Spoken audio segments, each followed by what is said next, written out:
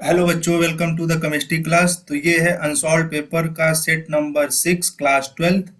पिछले 5 लेक्चर में हमने सेट 1 से सेट 5 तक किया। तो स्टार्ट करते हैं। सबसे पहले क्वेश्चन नंबर 1 एमसीक्यू।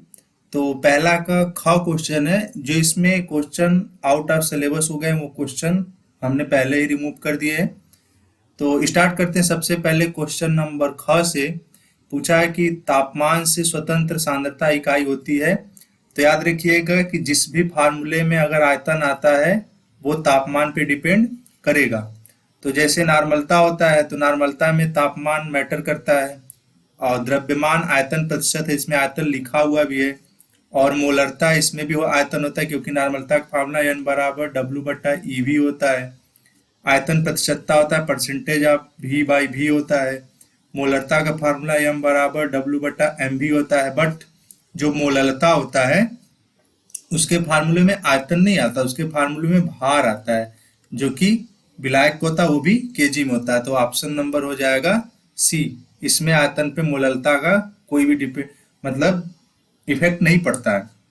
ग वाला प्रथम कोटि के विक्रिया के लेवेग स्थिरांक का मात्रक आपको याद रखना पड़ेगा, सेकेंड इनवर्स होता है। इसका एक फार्मूला होता है कि dx by D T equal to K, और यहाँ पे a के पावर हो जाएगा 1।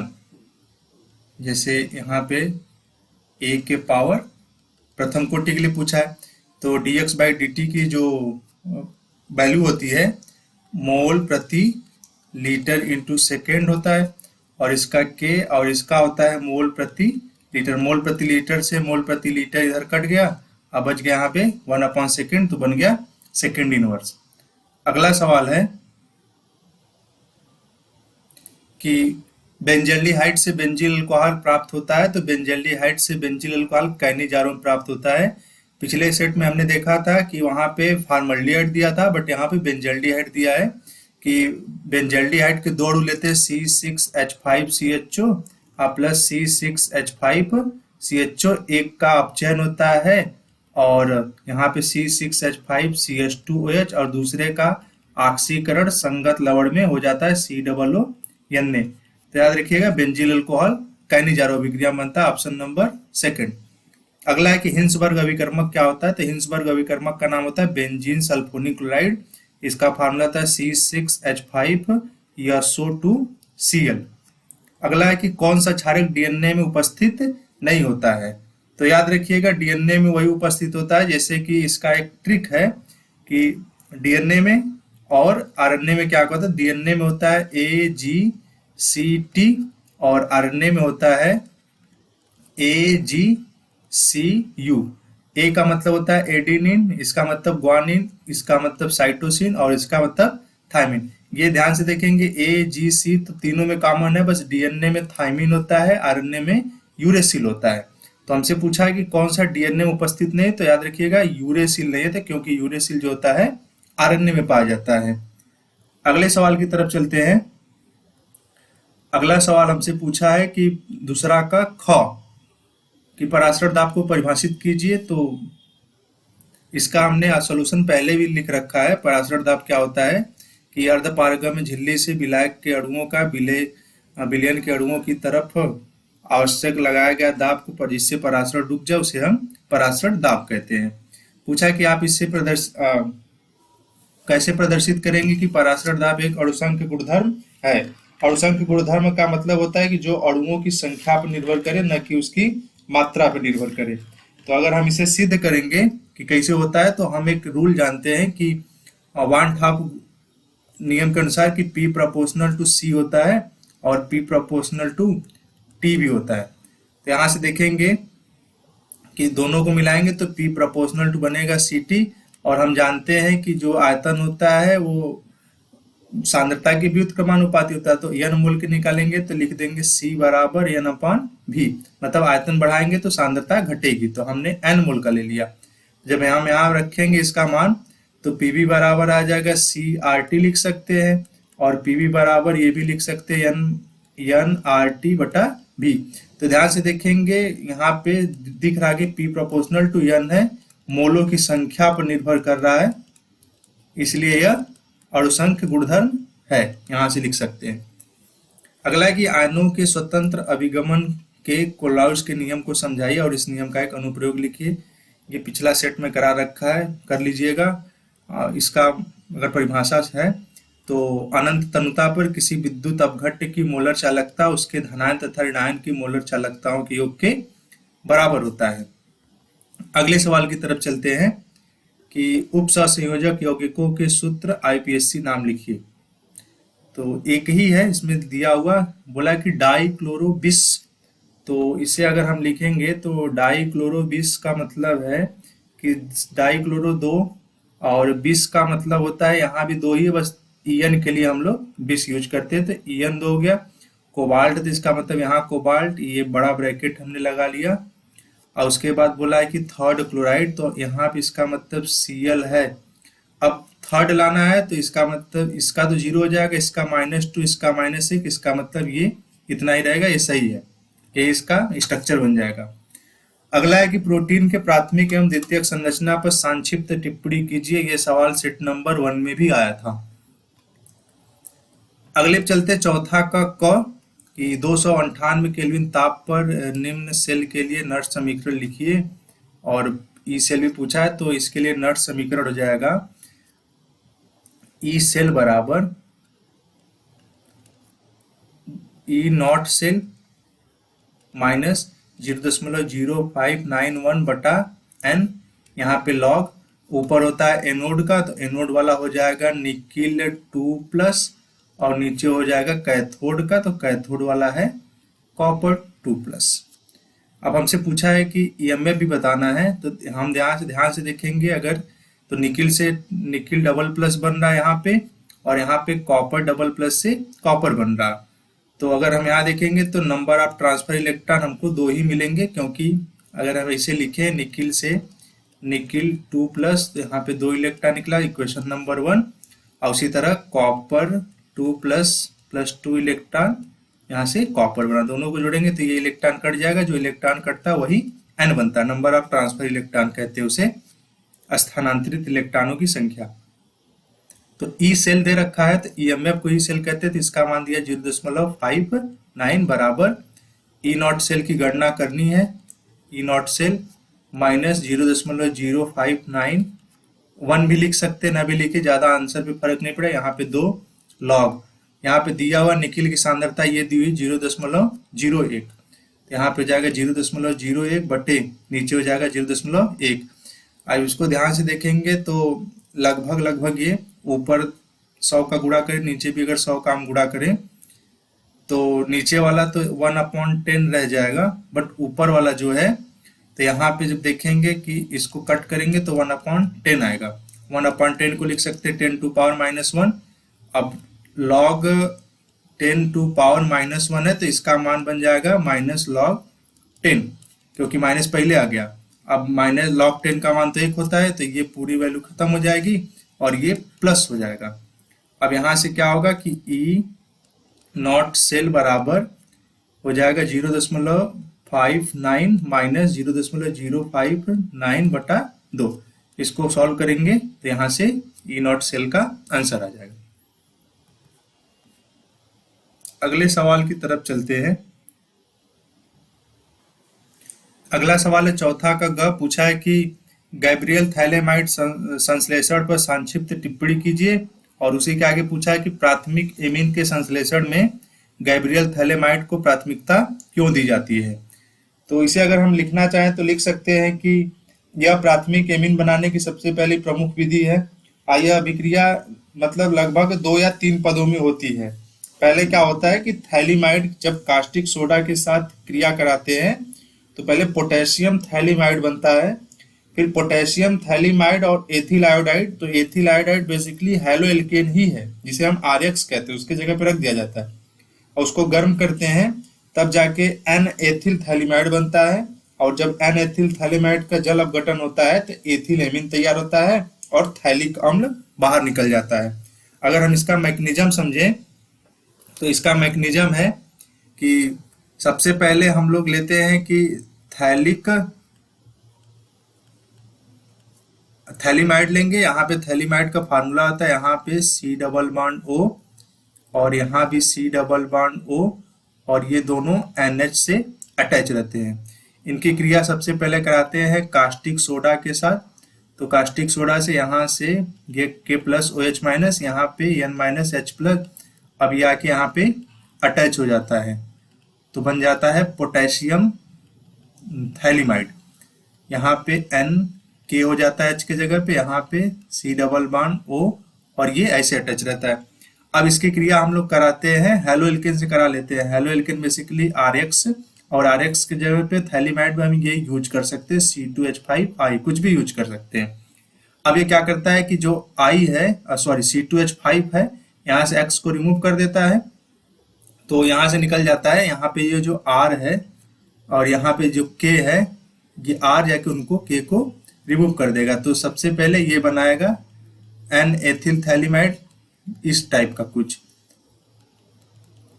यहाँ पे N तो है, अब बगल में C2H5 आ गया। अब यहाँ से हम देखेंगे ध्यान से ना, तो KX निकल चुका है क्योंकि यहाँ से K और यहाँ का X निकल गया। अब क्या है कि देखिए ध्यान से, ये RX ही C2H5 है, तो या तो यहाँ पे KX लिखिए तो KI लिखना पड़ेगा, और यहाँ पे अगर हमने C2H5 लिखा है तो आप R यूज कर सकते हैं, जो मर्जी आए। या तो आप RX लेके चलिए या तो फिर उसके जगह C2H5I लेके चलिए। तो मैं बेसिकली C2H5 लेके चल रहा हूँ। अब इसके बाद क्या होता है कि इसका हम करा देते हैं जल अपघटन। तो जल अपघटन जब कराएंगे तो ये जल अपघटन मतलब H2, और इसकी क्रिया जब इसके साथ कराया जाएगा तो यहाँ से तो थैलिक अम्ल निकल जाता है बाहर, यहाँ पे C डबल बॉन्ड O, यहाँ पे OH, और यहाँ पे C double bond O OH, और उसके साथ ये बाहर निकलता है C2H5 और NH2। ये हो गया, इसको कहते हैं एथिल एमीन। अब एथिल एमीन जो है ये 1 डिग्री एमीन है। अब आगे बोला है कि क्यों इसको प्रीफर करते हैं। अब समझिए प्रीफर क्यों करते हैं कि जैसे मान के चलिए कि रिएक्शन, ये जो RX का क्रिया होता है NH3 के साथ, तो यहाँ पे देखेंगे ध्यान से तो RNH2 बनता है और उसके साथ HX निकल जाता है। अब ये क्या करता है, RNH2 फिर RX के साथ क्रिया करता है, तो देखिए क्या बनता है, यहाँ पे RNH R बनता है, फिर HX निकल जाता है। ध्यान से देखेंगे ये ऊपर वाला 1 डिग्री एमीन है, नीचे वाला 2 डिग्री, उसी तरह 3 डिग्री। तो हमको एक मिक्सचर प्राप्त होता है, और उस मिक्सचर को मतलब वो सेपरेबल नहीं होता, उसको हम अलग नहीं कर पाते हैं। तो 1 डिग्री एमीन, एकदम प्योर एमीन प्राप्त करने के लिए हम लोग गैब्रियल थैलेमाइड का यूज करते हैं। बस अगले क्वेश्चन पे चलते हैं कि कार्बोहाइड्रेट के डी तथा एल विन्यासों से आप क्या समझते हैं। डी ग्लूकोज तथा डी फ्रुक्टोज की संरचना का सूत्र बताइए या बनाइए। तो याद रखिएगा डी और एल का मतलब यहाँ डेक्स्ट्रो और लिवो से नहीं है। डी एल कैपिटल वाला है, मतलब लगभग सेम ही होते हैं, बट यहाँ पे राइट और लेफ्ट इसका मतलब होता है। अगर हम इसको बनाएं ऐसा कुछ, तो परिभाषा पूछा है तो कोई मोनोसेकेराइड ले लेते हैं, जैसे ग्लूकोज हो गया C6H12O6। मोनोसेकेराइड में सबसे दूर वाला स्टार कार्बन कि अगर राइट साइड में OH है तो उसको हम लोग कहते हैं D, अगर उसके लेफ्ट साइड में OH है तो उसको हम लोग कहते हैं कि ये L विन्यास है, कन्फिग्रेशन होता है बेसिकली। अब दूसरा पूछा उसी में कि डी और L, D fructose, D glucose और एल फ्रुक्टोज। तो डी ग्लूकोज का स्ट्रक्चर होगा यहाँ पे CHO, यहाँ पे CHOH, फिर यहाँ पे CH, यहाँ इधर OH रहेगा, फिर उसके बाद CHOH, फिर उसके बाद CHOH, और फिर उसके बाद यहाँ पे CH2OH। अब देखिए है क्या, ये मेन ग्रुप है, हम इसको एल्डोज के नाम से भी जानते हैं। अब देखिए इसका नाम डी क्यों पड़ा, यहाँ से देखेंगे ये मेन ग्रुप है, मेन ग्रुप से देखेंगे ये वाला कार्बन स्टार है, ये वाला भी कार्बन स्टार है, ये वाला भी कार्बन स्टार है, ये वाला भी स्टार। कार्बन का मतलब होता है कि एक ऐसा कार्बन जिसके चारों तरफ अलग अलग वैलेंसी से ये कार्बन सेटिस्फाई होता है, इसे ABCD अलग अलग टाइप के एटम होने चाहिए। तो ध्यान से देखेंगे ये चारों स्टार कार्बन, चार इसको असममित कहते हैं, एसिमेट्रिक भी कहते हैं, कायरल भी कहते हैं, स्टार कार्बन भी कहते हैं, बहुत नामों से जानते हैं। सबसे दूर वाला कार्बन ध्यान से देखेंगे तो ये वाला है, इस दूर वाले कार्बन के अगर यहाँ पे राइट साइड में OH है तो इसको कहेंगे कि ये D है। अगर यही OH इधर लेफ्ट साइड में रहता है इस साइड में, इसको कहते हैं कि ये L ग्लूकोज है। अब हमसे पूछा था कि फ्रुक्टोज बनाइए, L फ्रुक्टोज। तो L फ्रुक्टोज जो होता है उसमें कीटोन ग्रुप पाया जाता है, तो यहाँ से स्टार्ट होता है CH2OH, यहाँ पे C डबल बॉन्ड O और यहाँ पे CHOH, फिर उसके बाद CHOH, फिर उसके बाद CHOH और फिर उसके बाद CH2OH। अब हमसे बोला है कि L बनाना है, हमने D बना हुआ अभी फिलहाल। अब देखिए क्या इसमें ये वाला जो ग्रुप है ये मेन ग्रुप है, यहाँ पे स्टार कार्बन, यहाँ भी स्टार कार्बन, यहाँ भी स्टार कार्बन। अगर हम इधर बना दें तो इसको कहेंगे कि ये डी फ्रुक्टोज है। अब फ्रुक्टोज में याद रखिएगा ये कीटोन ग्रुप पाया जाता है, इसे हम कीटोज के नाम से भी जानते हैं। अगर हम इसी OH को अगर हम इस साइड बनाते हैं तो उसको कहते हैं कि यह एल फ्रुक्टोज है। तो आप बना लीजिएगा। नेक्स्ट सवाल की तरफ चलते हैं, अगला न्यूमेरिकल है शायद, हाँ। तो पांचवा का है कि ग्लूकोज के जल में बने विलयन की सांद्रता 10% W/W दिया है। यदि विलयन का घनत्व 1.2 ग्राम पर ml हो तो गणना कीजिए पहला मोललता, दूसरा मोलरता और विलयन में प्रत्येक घटक का मोलंश। तो आइए लगाते हैं इसे। तो सबसे पहले देखिए दिया क्या है, वहां पे लिखा हुआ कि 10% W/W। इसका मतलब ये है कि 10 ग्राम विलेय 100 ग्राम विलायक में, मतलब विलयन में घुला हुआ है 100 ग्राम। तो छोटा W हम लिख लेते हैं 10 ग्राम, और ये जो पूरा विलयन वाला है ये लिख लेते हैं कि 100 ग्राम।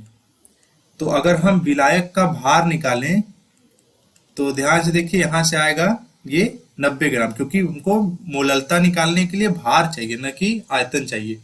अभी तो आयतन हम निकालेंगे तो ये पूरे विलयन का ये भार है 100 ग्राम, और ये विलेय का है, और हमको विलायक का चाहिए तो 90 ग्राम विलायक है। अब हम इसको यहाँ से 1000 का डिवाइड करके इसको हम कन्वर्ट कर लेंगे तो ये आ जाएगा लगभग वही 0.09 आ जाएगा। एक जीरो से एक जीरो यहाँ कट गया और यहाँ से 100 का भागन 0.09 kg में आया है। अब क्या करना, हमको मोललता निकालना है। तो मोललता निकालते समय यहाँ पे W बटा यहाँ M इंटू विलायक का भार जो है मान के चलिए उसको ये कैपिटल मान लेते हैं, यहाँ पे लिख देंगे कि ये kg में है। तो यहाँ पे मोललता ये 10 ग्राम विलेय का भार है, और हमने बोला है किसका कि ग्लूकोज का, तो ग्लूकोज का यहाँ पे लिख देंगे 180 और यहाँ पे लिख देंगे 0.09 क्योंकि भार है। अब इसका जब हम आंसर लिखेंगे तो ये लगभग आएगा, सॉल्यूशन इसका करने के बाद 0.617। कैलकुलेशन आप भी करके बताइएगा जरूर, मोल पर kg इसका आंसर हो गया। अगला हमसे पूछा है मोलरता। तो कैपिटल M बराबर W बटा एम भी होता है और ये लीटर में होता है, तो हमको भी नहीं पता है। तो भी निकालने के लिए हमको एक चीज दिया हुआ है, घनत्व बराबर होता है द्रव्यमान बटे आयतन। तो आयतन बराबर हो जाएगा द्रव्यमान बटा घनत्व। तो द्रव्यमान दिया हुआ पूरे विलयन का 100, क्योंकि यहाँ पे हमने भी बताया कि 100 ग्राम विलयन है टोटल, और घनत्व दिया क्वेश्चन में 1.2, हाँ 1.2 दिया हुआ है। तो जब हम यहाँ से निकालेंगे 1.2 है ये टोटल, इसको सॉल्व करने के बाद जो भी आए, अब हमें यहाँ पे मोलरता चाहिए। तो मोलरता चाहिए तो अब हम जब भी करेंगे ये जितना भी आएगा ये ml में आएगा, क्योंकि यहाँ पे आयतन जो है यहाँ पे देखेंगे क्वेश्चन में ग्राम पर ml है। तो ग्राम पर ml है तो ये ऊपर ग्राम था, नीचे ग्राम पर ml है, तो ग्राम से ग्राम तो कट जाएगा तो ml बचेगा, तो जितना आएगा वो ml में होगा। अब उसके बाद जब हम इसका सॉल्यूशन करेंगे तो m बराबर, तो W का मान तो 10 ही है, इसका मान 180, और यहाँ पे जब इसका मल्टीप्लाई करेंगे तो मतलब गुणा भाग करने के बाद जो भी आएगा, मतलब इसको 1000 से भाग करेंगे तब 0.0833 समथिंग आएगा। इतना करने के बाद जब हम इसका आंसर चेक करेंगे तो लगभग ये 0.67 मोल प्रति लीटर आएगा। आप एक बार कैलकुलेशन जरूर ट्राई कीजिएगा। अगला है कि मोल प्रभाज पूछा हुआ है। तो मोल प्रभाज हमें प्रत्येक घटक का पूछा हुआ है। तो सबसे पहले हमको मोल पता होना चाहिए। तो इसमें दो चीज है, पहला ग्लूकोज है, दूसरा जल है। तो ग्लूकोज जो है वो तो 10 ही है और जल जो है वो 90 है। ग्लूकोज का अणुभार होता है 180 और जल का होता है 18। इसको काटेंगे तो आएगा 5 और इसको कट करेंगे तो ये लगभग आएगा 0.5 0.055 आएगा। अब हम इसको मान लेते हैं ये छोटा यन है और इसको मान लेते हैं बड़ा यन है।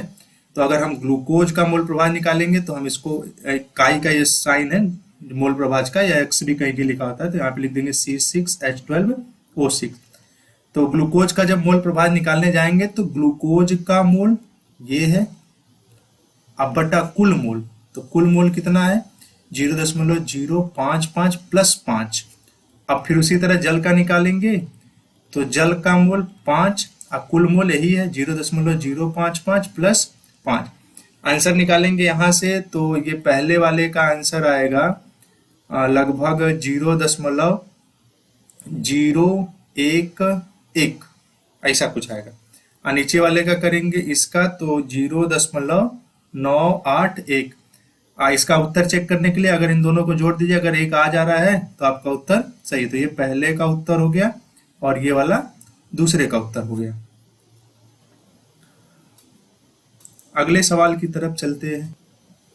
अगला सवाल कह रहा है कि किसी अब रासायनिक अभिक्रिया की अर्धायु क्या होती है। तो लिख सकते हैं कि वह समय जिसमें किसी अभिक्रिया में प्रारंभिक सांद्रता का आधा भाग उत्पाद में बदल जाता है वह समय अर्धायु कहलाता है। बोला कि प्रदर्शित कीजिए कि प्रथम कोटि की अभिक्रिया अर्धायु अभिक्रिया की प्रारंभिक सांद्रता पर निर्भर नहीं करती है। तो इसे सिद्ध करते हैं कि कैसे निर्भर नहीं करती है। तो हमको एक फार्मूला पता है कि K बराबर जो होता है 2.303 बटा T log A बटे A माइनस एक्स। तो K बराबर यहाँ बोला है कि जो T है वो T हाफ बन जाएगा और इसी को हम प्रारंभिक सांद्रता बदल जाएगी, आधी हो जाएगी। तो यहाँ पे लिखेंगे K बराबर 2.303, यहाँ पे आ जाएगा T के जगह T हाफ, यहाँ पे log ऊपर A है और ये वाला A माइनस एक्स, सॉरी यहाँ पे x हो जाएगा। तो A बटे A, तो A में से A बटा 2 जाएगा तो A बाई 2 ही बचेगा, ये ऊपर चला जाएगा, A से A कट जाएगा। तो यहाँ से देखेंगे K बराबर 2.303 बटा T हाफ और यहाँ पे log 2 का मान होता है 0.69, सॉरी यहाँ पे log 2 का मान आ जाएगा 30.3010 और इसका मल्टीप्लाई करेंगे तो K बराबर आएगा 0.693 बटे T हाफ। तो यहाँ से ध्यान से देखेंगे कि कहीं भी प्रारंभिक सांद्रता नहीं, प्रारंभिक सांद्रता को A से डिनोट करते हैं। तो यह प्रारंभिक सांद्रता से प्रथम कोटि की अभिक्रिया का जो अर्धायु होता है वो स्वतंत्र होता है, इसमें वेग स्थिरांक बस आता है। अगला न्यूमेरिकल दिया उसी पे कि एक प्रथम कोटि की अभिक्रिया का वेग स्थिरांक 6.93 गुणे 10 के पावर -3 है। तो इस अभिक्रिया की अर्धायु की गणना कीजिए। तो बहुत छोटा सा भी जो हम फार्मूला बनाए उसी पे लग जाएगा कि तो T हाफ हो जाएगा 0.693 बटे K, और K की वैल्यू दे रखी है तो 0.693 बटा यहाँ पे 6.93 गुणे 10 के पावर -3 है, ये ऊपर जाएगा तो बन जाएगा 0.693 ऊपर 10 के पावर 3 और नीचे 6.93 है। अब हम इसमें क्या करते हैं कि इसमें 10 एक्स्ट्रा डाल देते हैं तो ये बन जाएगा 6.93, ये कट जाएगा, अब बच जाएगा 10 के पावर 2 और 10 के पावर 2 को हम कहेंगे 100 और ये यहाँ पे मात्रक हो जाएगा मिनट, क्योंकि ये पहले से मिनट इनवर्स भी दे रखा था तो मिनट, अगर सेकंड इनवर्स दे रखा तो सेकंड हो जाता। अगला क्वेश्चन है कि ये डी ब्लॉक का क्वेश्चन है कि Fe2+ तथा Fe3+ में कौन सा आयन अधिक अणुचुंबकी तथा क्यों। तो सबसे पहले हमें अयुग्मित इलेक्ट्रॉन के बारे में बताना चाहिए। तो Fe का जब हम इलेक्ट्रॉनिक विन्यास करते हैं तो लास्ट में आता है 4s2 और 3d6। Fe2+ का मतलब होता है कि 2 इलेक्ट्रॉन उसके बाहरी सेल से निकल गए यहाँ से, तो यहाँ पे बन गया 4s0 3d6। अब देखेंगे कि यहाँ पे जब इसका 3d6 है तो इसका आप बनाएंगे कक्षक। यहाँ पे कक्षक बनाते हैं। यहाँ पे डी है तो डी में होते हैं 5, डी सबसेल में 5 कक्षक, भरना हमको 6, 1 2 3 4 5 और 6। तो यहाँ पे 6 इलेक्ट्रॉन भर दिया। ध्यान से देखेंगे तो 4 इलेक्ट्रॉन अकेले हैं तो n बराबर हो जाएगा 4, यही अयुग्मित इलेक्ट्रॉन है। अब उसी तरह देख लेते हैं कि Fe3+ में कितने हैं। तो Fe3+ में देखेंगे, यहाँ से तो 2 निकल चुका है, एक अब यहाँ से भी निकलेगा तो अंत में आएगा 3d5। अब 3d5 आएगा तो इसमें भी 5 बनाएंगे। अब 5 बनाने के बाद इलेक्ट्रॉन की फिलिंग करेंगे तो 1 2 3 4 5, यहाँ पे n बराबर आया 5। अब ध्यान से देखिए, यहाँ पे 4 है, यहाँ पे 5 है, ओबियस सी बात है कि 5 बड़ा है। तो जिसमें नंबर ऑफ अनपेयर्ड इलेक्ट्रॉन, अयुग्मित इलेक्ट्रॉन ज्यादा रहते हैं, वही वाला सबसे ज्यादा अनुचुंबकीय होता है। तो इसका रीजन है क्यों का कि Fe3+ में 5 अयुग्मित इलेक्ट्रॉन है, इसलिए यह अधिक अनुचुंबकीय है। और दूसरा क्वेश्चन भी लगभग उसी टाइप का है, बस पूछने का तरीका बदला है कि Zn2+ लवण रंगहीन होते हैं, जबकि Ni2+ रंगीन होते हैं। ये भी नंबर ऑफ अनपेयर्ड इलेक्ट्रॉन पे डिपेंड करता है। जब हम जिंक डबल प्लस का करेंगे इलेक्ट्रॉनिक विन्यास तो लास्ट में आएगा हमारे पास 3d10, और जब 3d10 आएगा तो हम 5 बनाएंगे। तो ध्यान से देखेंगे कि इस सब में हर एक कक्षक में 2-2 इलेक्ट्रॉन भर जाएंगे। तो इसका जब हम आंसर लिखेंगे तो लिख सकते हैं कि Zn2+ में एक भी अयुग्मित इलेक्ट्रॉन नहीं, इसलिए यह रंगहीन होता है। और जब निकिल का करेंगे तो निकिल 2+ में 3d8 आएगा, और जब 3d8 आएगा तो यहाँ पे भर देंगे, यहाँ 6 भरे थे, यहाँ 7 भरे, 8, इसमें नंबर ऑफ 2 अनपेयर्ड इलेक्ट्रॉन दिख जाएंगे, इसीलिए निकिल 2+ लवण रंगीन होता है। तो वही लिख देंगे क्यों पूछा है। तो क्यों का यहाँ पे आंसर हो जाएगा कि जिंक डबल प्लस में एक भी अयुग्मित इलेक्ट्रॉन नहीं है, जबकि निकिल 2+ में 2 अयुग्मित इलेक्ट्रॉन, इसीलिए इसका लवण रंगीन होता है। अगला है कि घ वाला क्वेश्चन, उप सहसंयोजक यौगिकों में आबंधन के संबंध में वर्नर की अभिधारणाओं को समझाइए। तो वर्नर की अभिधारणा समझने के लिए सबसे पहले वर्नर का सिद्धांत पता होना चाहिए। तो वर्नर का सिद्धांत कहता है कि कोई कॉम्प्लेक्स कंपाउंड है, जैसे मान के चलिए K4Fe(CN6), तो ये कहता है कि यह 2 तरह की वैलेंसी रखता है, एक प्राइमरी वैलेंसी जिसे हम प्राथमिक संयोजकता कहते हैं, और एक सेकेंडरी वैलेंसी जिसे हम द्वितीयक संयोजकता कहते हैं। तो सेकेंडरी वैलेंसी को Sb से डिनोट कर लेते हैं। अब ये कहता है कि जो प्राइमरी वैलेंसी होती है वो आयननीय होती है। आयननीय का मतलब आयनाइजेबल है, इसके उसे घटा बढ़ा सकते हैं। दूसरा वाला जो है अनायनीय होती है, ये बोल दिया। अब मतलब क्या है, तो जो प्राइमरी वैलेंसी होती है वो केंद्रीय धातु परमाणु जो होता है उसके ऑक्सीडेशन नंबर को प्राइमरी वैलेंसी कहते हैं। ये वर्नर ने बताया था, 2 नियम बताया था। और दूसरा जो है कि इस पूरे कंपाउंड का जो कोऑर्डिनेशन नंबर है, Cn से डिनोट कर रहे हैं, उपसहसंयोजक संख्या या समन्वय संख्या भी कहते हैं, वो उसका सेकेंडरी वैलेंसी होता है, जो इसका कोऑर्डिनेशन नंबर होता है। तो अगर हम इस कंपाउंड की बात करें तो यहाँ पे इस कंपाउंड का जो मतलब Fe का ऑक्सीडेशन नंबर है वो 2 है, और इस पूरे कंपाउंड का मतलब Fe का जो मतलब जो उसको घेरे हुए लिगैंड है वो टोटल 6 है। तो जो 2 है इसकी प्राइमरी वैलेंसी हुई, जो ये 6 इसकी सेकेंडरी वैलेंसी हुई। अब देखिए एक ऐसा कंपाउंड और है जिसमें कि ये K4 K3 भी बन जाएगा, बट ये FeCN6 ही है। तो ध्यान से देखेंगे इसके अंदर का ये लिगैंड नहीं बदला, नंबर ऑफ लिगैंड, बट ये बदल गया। अब यहाँ पे देखेंगे तो Fe का 3+ हो गया, मतलब Fe की जो ऑक्सीकरण संख्या 3, ध्यान की प्राइमरी वैलेंसी बदल गई, बट कोऑर्डिनेशन नंबर अभी भी 6 है। इसका मतलब यही था कि जो प्राइमरी वैलेंसी है वो आयनीय होती है, और जो सेकेंडरी वैलेंसी है वो अनायनीय होती है, और केंद्रीय धातु परमाणु का ही ऑक्सीडेशन नंबर निकलता है। अगले सवाल की तरफ चलते हैं। अगला पूछा है कि एथेनॉल के निर्जलीकरण की क्रिया विधि लिखिए। तो एथेनॉल का निर्जलीकरण एक बार और आ चुका है। तो सबसे पहले अम्ल उत्प्रेरक वाला, तो एथेनॉल हो CH3CH2OH, अम्ल उत्प्रेरक H+ के साथ इसका रिएक्शन कराते हैं। यहाँ पे इसके पास होता है लोन पेयर, ये अपना लोन पेयर इनको डोनेट करता है, तो कुछ बन जाता है इस टाइप का CH3 CH2, यहाँ पे O और इधर H है, और एक H आके इनसे और अटैच हो गया, इनके ऊपर आ गया प्लस चार्ज।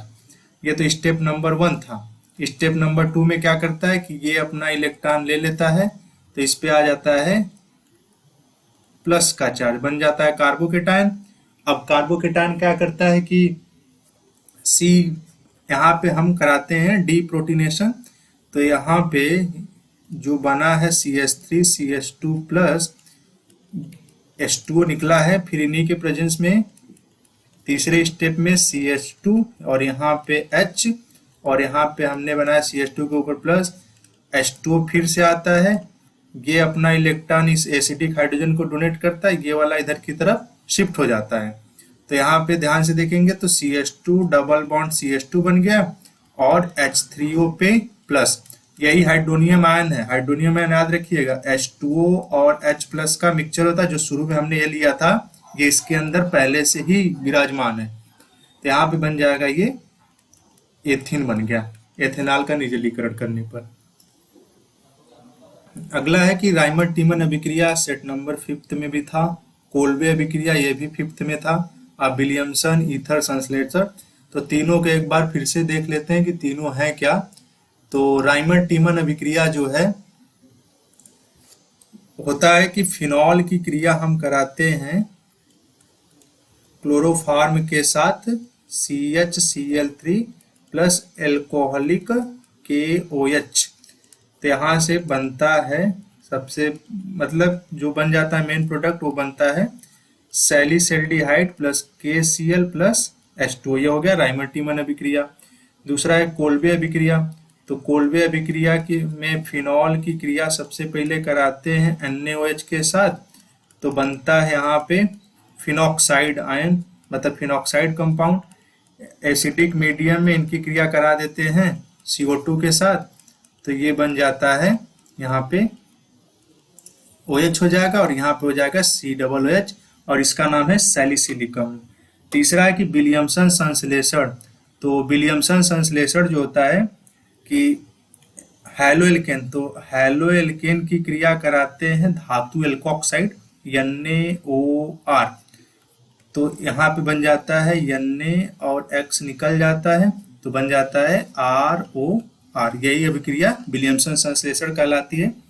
इसे लिख सकते हैं कि जब हैलोएल्केन की क्रिया किसी धातु एल्कोक्साइड के साथ कराई जाती है तो ईथर प्राप्त होता है। यह अभिक्रिया विलियमसन संश्लेषण या विलियमसन ईथर संश्लेषण कहलाती है। अगला सवाल है कि निम्न कैसे प्राप्त करेंगे।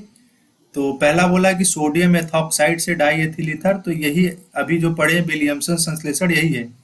तो सोडियम एथॉक्साइड का फार्मूला होता है C2H5ONA, ये बन गया सोडियम एथॉक्साइड। हमको बनाना है डाई एथिल ईथर, तो पहले लिख लेते हैं C2H5O और C2H5। अगर हम इनकी क्रिया करा दें C2H5Cl के साथ, तो ध्यान से देखेंगे यहाँ से Na और यहाँ से Cl निकल गया, NaCl, जो बचा उसको जोड़ दीजिए, बन गया हमारे पास डाई एथिल ईथर। दूसरा वाला है, ये वाला क्वेश्चन इंपॉर्टेंट है क्योंकि हर बार लगभग ये पूछ ही देता है। बेंजील क्लोराइड से बेंजील अल्कोहल, तो बेंजील क्लोराइड का फार्मूला होता है C6H5CH2Cl, या इसको अगर हम रिंग में बनाएं इसे, तो रिंग के ऊपर लगाएंगे CH2Cl। इनकी क्रिया हम डायरेक्ट करा देते हैं KOH के साथ, तो यहाँ से Cl रिलीज हो गया और यहाँ पे बन गया CH2OH और यहाँ से निकल गया KCl। इसका नाम है बेंजील अल्कोहल। अगला है कि ethyl magnesium bromide. Ethyl magnesium bromide को हम लोग कह सकते हैं कि ग्रिग्नार्ड है। प्रोपेन 1 ऑल बनाना है, तो प्रोपेन 1 ऑल जो है 1 डिग्री अल्कोहल है। तो अगर आपको याद होगा 1 डिग्री अल्कोहल फॉर्मल्डिहाइड से बनता है, 2 डिग्री अल्कोहल एसिटाल्डिहाइड से बनता है और 3 डिग्री अल्कोहल कीटोन से बनता है। तो देखते हैं इसे कि बनेगा कैसे। तो यहाँ पे बोला है कि एथिल मैग्नीशियम ब्रोमाइड, तो एथिल मैग्नीशियम ब्रोमाइड, इनकी क्रिया हम करा देते हैं इनके साथ, फॉर्मल्डिहाइड के साथ। तो अब यहाँ पे क्या होगा, ये बॉन्ड यहाँ से ब्रेक हो गया, इसके ऊपर माइनस, यहाँ पे प्लस, और ये वाला बॉन्ड यहाँ से ब्रेक होता है, इनके ऊपर माइनस, इनके ऊपर प्लस। अब इसको ले जाके हम करा देते हैं यहाँ से अटैच, माइनस प्लस की तरफ गया और प्लस वाला माइनस की तरफ। तो बना ये एच सी डबल, मतलब एक सिंगल बॉन्ड बचा, यहाँ पे MgBr अटैच हो गया और नीचे C2H5 और यहाँ पे H है। इनका आप करा देते हैं जल अपघटन, H प्लस OH माइनस। ये ऑक्सीजन और मेटल का बॉन्ड फिर से ब्रेक होगा क्योंकि हाईली आयनिक होता है। यहाँ पे फिर से माइनस फिर से प्लस क्रिएट हुआ, ये H प्लस आएगा इनके पास, ये MgOH चला जाएगा इनके पास, तो बन जाएगा यहाँ से निकल जाएगा MgOH Br magnesium hydroxy bromide, और जो बचा उसको लिख देते हैं। तो ध्यान से देखिए यहाँ पे C2H5 है और यहाँ पे CH2 है, इसको अगर देखें ये पूरा, और ऊपर OH आ गया, ये बन गया हमारे पास, यही है प्रोपेनॉल। अब प्रोपेनॉल कहिए चाहे इसको 1 प्रोपेनॉल कहिए। अगला पूछा था कि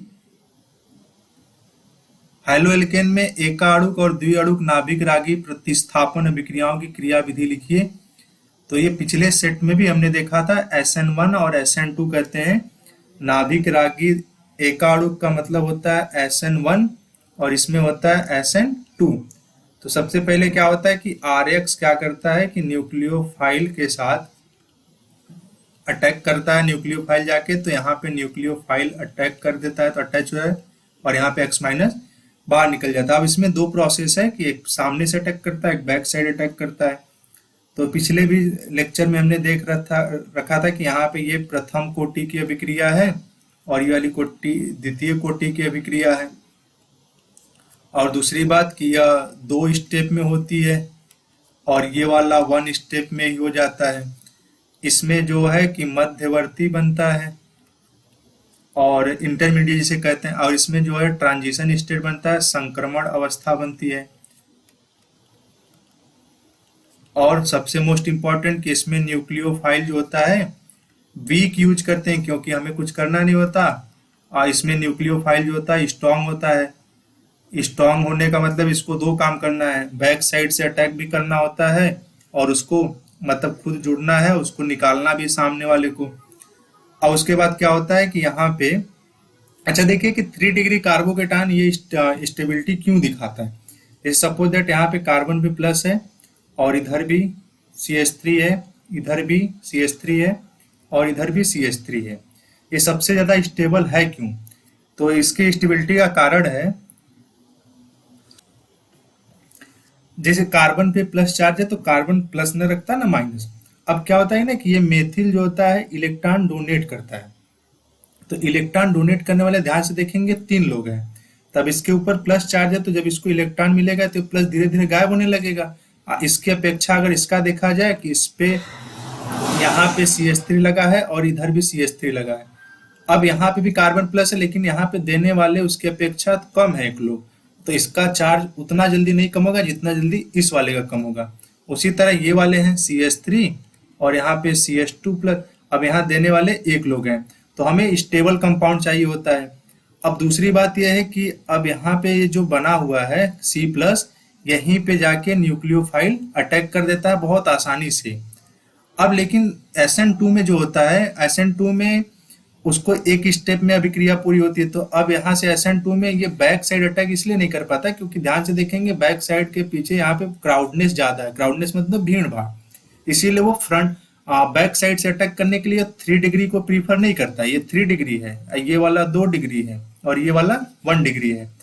3 डिग्री को इसलिए प्रीफर नहीं करता है क्योंकि 3 डिग्री उसके पीछे खाली है नहीं, इसीलिए वो 1 डिग्री प्रीफर करता है, जिसे कुछ इस टाइप का CH3 यहाँ पे CH। अब ये आराम से न्यूक्लियोफाइल क्या होता है यहाँ से बैक साइड अटैक करके कंपाउंड बना लेता है, ये सामने वाला X बाहर निकल जाता है। लेकिन ये न्यूक्लियोफाइल स्ट्रांग होना चाहिए क्योंकि इसको 2 काम करना है, पहले कि अपने खुद जाके वहां पर अटैच होना और सामने वाले को निकालना है। इसीलिए हम SN2 में स्ट्रांग न्यूक्लियोफाइल लेते हैं, यहाँ पे वीक लेते हैं क्योंकि ये पोजीशन पहले से क्रिएट होता है, बस इसको जाके यहाँ पे बस ऐसे अटैच होना रहता है। आई होप ये क्लियर हो गया होगा क्योंकि पिछले भी क्लास में हमने बता रखा था। अगले सवाल की तरफ चलते हैं। नेमिंग रिएक्शन दिया हुआ है कि उड्ज फिटिग अभिक्रिया और फिटिग अभिक्रिया क्या होती है। तो उड्ज अभिक्रिया होती है कि शुष्क ईथर की उपस्थिति में हाइलो एल्केन के 2 अणु RX प्लस यहाँ पे 2 सोडियम के परमाणु लेते हैं, फिर यहाँ पे RX लिखते हैं और यहाँ पे ड्राई ईथर यूज किया जाता है। अब यहाँ से क्या होता है कि X और Na निकल जाते हैं, यहाँ पे 2NaX और यहाँ पे R और R जुड़ जाता है। ये R और R को कहते हैं एल्केन। तो ऊर्ज फिटिक अलग है और ऊर्ज अलग है।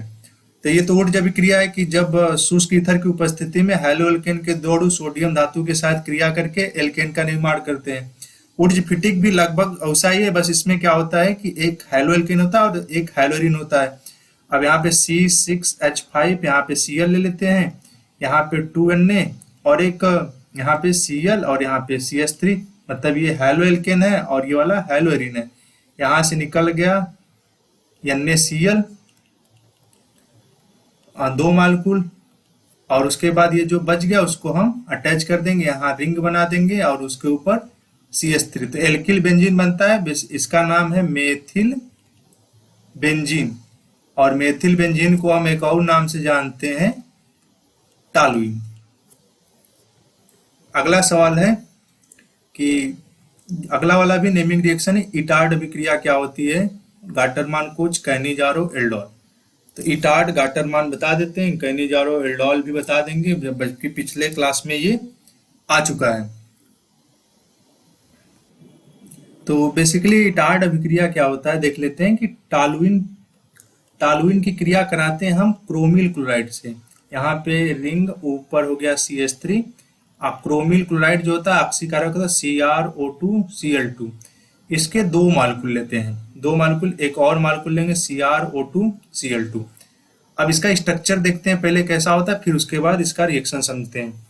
तो इसका स्ट्रक्चर है यहाँ पे कि Cr और यहाँ पे O, इधर भी O और यहाँ पे Cl और यहाँ पे Cl, और फिर उसके बाद यहाँ पे एक और स्ट्रक्चर बनाएंगे, यहाँ पे O और यहाँ भी O, यहाँ पे Cl और यहाँ पे भी Cl। इनकी क्रिया करा देते हैं हम लोग टॉलुइन के साथ। तो टॉलुइन को हम ऐसे लिख सकते हैं, यहाँ से H और यहाँ से H। अब इसके साथ क्या होता है ना कि यहाँ पे सारे के सारे होमोलिटिक फिजन हो जाते हैं। होमोलिटिक फिजन का मतलब सब अपना इलेक्ट्रॉन ले लेते हैं बारी बारी से। यहाँ पे एक इलेक्ट्रॉन आ गया, इधर भी, यहाँ भी आ गया, और उसी तरह इसमें होता है। अब ये क्या करता है कि एक ऑक्सीजन तो इस कार्बन के साथ बॉन्ड बनाता है, ये वाला, और ये जो 2 ऑक्सीजन होते हैं इस हाइड्रोजन के साथ बॉन्ड बनाते हैं। तो इसका इंटरमीडिएट क्या है, बहुत इंपॉर्टेंट है, क्योंकि 2022 में फिल इन द ब्लैंक्स में डायरेक्ट पूछ रखा है। तो यहाँ से जो बनेगा इसका इंटरमीडिएट, यहाँ पे तो CH बचा हुआ है और ऑक्सीजन से यहाँ पे 2 लोग जुड़े हुए हैं, और इसके बगल में यहाँ पे जो बनेगा Cr और O और H मिल गए यहाँ से, और बगल में Cl2 है, और वही बिल्कुल यहाँ पे होगा CrOH और यहाँ पे Cl2 है। ये इंटरमीडिएट बना, ध्यान से देख लीजिए, O और H मिलके OH बना लिया, यहाँ भी OH मिलके OH बना लिया, बताए थे अभी ये वाला, और ये CH और O, यहाँ पे भी CHO, इनके बीच बॉन्डिंग बनी हुई है। अब इनका हम करा देंगे जल अपघटन, H+ और OH-। अब यहाँ से क्या करता है ना, ये वाला बॉन्ड इधर की तरफ शिफ्ट हो जाता है, तो इनके ऊपर आ गया पॉजिटिव चार्ज, और जैसे ये वाला होता है यहाँ से ये वाला बॉन्ड ब्रेक हो जाता है, इनके ऊपर आ गया निगेटिव चार्ज। ध्यान से देखेंगे यहाँ पे OH- और OH- जाएगा इस वाले के पास, यहाँ पे हम ऐसे बना देते हैं, ये जाएगा इस वाले के पास। तो ध्यान से देखेंगे वहां से Cr और OH हो गया 2 बार, तो OH का ट्वाइस और Cl2 है। अब देखेंगे यहाँ से H जाएगा इस वाले ऑक्सीजन के पास, तो AH और ये वाला O मिलके फिर OH बना लिया, यहाँ पे एक OH है, तो फिर से ही कंपाउंड निकलेगा, तो इसको हम 2 बार लिख सकते हैं। ये निकल गया और बचा हमारे पास क्या, ये रिंग, और ऊपर ध्यान से देखेंगे तो CHO है, इसको हम लोग कहते हैं बेंजल्डिहाइड। अगला था कि गाटरमान कोच अभिक्रिया क्या होता है। तो गाटरमान कोच अभिक्रिया बेसिकली बेंजीन की क्रिया कराते हैं, यहाँ पे लिख दिए बेंजीन। इनकी क्रिया कराते हैं फॉर्मिल क्लोराइड से CO + HCl के साथ। ये इस पहले क्या करता है कि C डबल बॉन्ड O, और इसकी क्रिया कराते हैं जब HCl के साथ, तो ये बना लेता है HCOCl बनाता है ये। तो फॉर्मिल क्लोराइड की क्रिया कराते हैं तो ये जाके डायरेक्ट इसी के ऊपर अटैच हमको पता है कि यहाँ से Cl निकल जाएगा बाहर, ये बन गया कार्बोकेटायन, यहाँ पे जाके अटैच हो जाएगा ऊपर तो बन जाएगा बेंजल्डिहाइड। बेसिकली बहुत नॉर्मल रिएक्शन ये गाल्टरमान कोच अभिक्रिया, ये भी बेंजल्डिहाइड है। अगला था कि कैनिजारो और उसके बाद था एल्डोल। तो कैनिजारो अभिक्रिया वही देता है जिसके पास अल्फा हाइड्रोजन ना हो, पहला है HCHO और दूसरा है C6H5CHO। इसमें क्या होता है, डिस्प्रपोर्शनेशन रिएक्शन होता है, मतलब जिसमें ऑक्सीकरण एक ही कंपाउंड का अपचयन होता है। तो HCHO की क्रिया HCHO के साथ कराते हैं NaOH की उपस्थिति में, तो बन जाता है CH3OH, दूसरा बनता है HCOO, Na में कन्वर्ट हो जाता है उसके लवण में। और दूसरा था एल्डोल, तो एल्डोल अभिक्रिया वे देते हैं जिसमें अल्फा हाइड्रोजन हो CH3CHO, और इन्हीं की क्रिया CH3CHO के साथ करा देते हैं NaOH की उपस्थिति में, तो बन जाता है CH3, यहाँ पे C, यहाँ पे O और इधर CH2CHO। इसको हम लोग कहते हैं बीटा हाइड्रोक्सी एल्डिहाइड। शॉर्टकट में इसलिए बता रखे हैं क्योंकि हमको लगता है ये 3 या 4 बार आ चुका है। अगले सवाल की तरफ चलते हैं। अगला क्वेश्चन पूछा हुआ कि क्या होता है जब एसिटिल्डिहाइड की क्रिया टॉलेन अभिकर्मक के साथ कराई जाती है और फार्मल्डिहाइड की क्रिया NaOH के साथ कराई जाती है। तो फार्मल्डिहाइड की क्रिया NaOH का मतलब हमसे कैनिजारो पूछा हुआ है, ध्यान से देखेंगे तो समझने का बस फेर है। तो फार्मल्डिहाइड के 2 अणु ले लीजिएगा और उसकी क्रिया NaOH के साथ कराइएगा। अभी पीछे बताए हैं कि एक का अपचयन हो जाएगा मेथिल अल्कोहल में, दूसरे का हो जाएगा सोडियम फॉर्मेट में। तो पहला और तीसरा बता देते हैं, दूसरा बता ही रखा है। तो एसिटिल्डिहाइड की क्रिया अगर टॉलेन से कराएं तो बहुत छोटा सा रिएक्शन है, एसिटिल्डिहाइड मतलब CH3CHO। टॉलेन के साथ कराने का मतलब है कि Ag2O के साथ करा दीजिए तो CH3CHO COOH में कन्वर्ट हो जाएगा और है 2Ag, और 2Ag में कन्वर्ट हो जाएगा। इसको हम लोग कहते हैं रजत दर्पण, इंग्लिश में कहते हैं सिल्वर मिरर। अगला है कि फार्मल्डिहाइड वाला बता दिए कैनिजारो है। तीसरा है कि बेंजेनामाइड का अम्लीय जल अपघटन कराया जाता है तो क्या बनता है। तो बेंजेनामाइड का फार्मूला पता होना चाहिए, क्या होता है। तो रिंग के ऊपर लगा दीजिए CuNH2, बन गया ये बेंजेनामाइड। बेंजेनामाइड पहले भी आ चुका है। इसका जल अपघटन कराने का मतलब है कि इसको हम लिख सकते हैं H+ और OH-, यहाँ से NH2 निकल जाता है, यहाँ से H और NH2 और H मिलके बना लेते हैं NH3, और रिंग के ऊपर रह जाता है CO तो बचा हुआ, यहाँ से OH जाता है जल का तो बन जाता है COOH, और इसका नाम है बेंजोइक एसिड। तो आई होप आप सबका क्वेश्चन क्लियर हो गया होगा। जो आंसर हमने छोड़ रखा है, जो न्यूमेरिकल थे, उसका आंसर आप कमेंट करके जरूर बताइएगा। सेट नंबर ये 6 समाप्त हो गया। अगले सेट में मिलते हैं, सेट नंबर 7 में। तो वीडियो देखने के लिए बहुत बहुत धन्यवाद।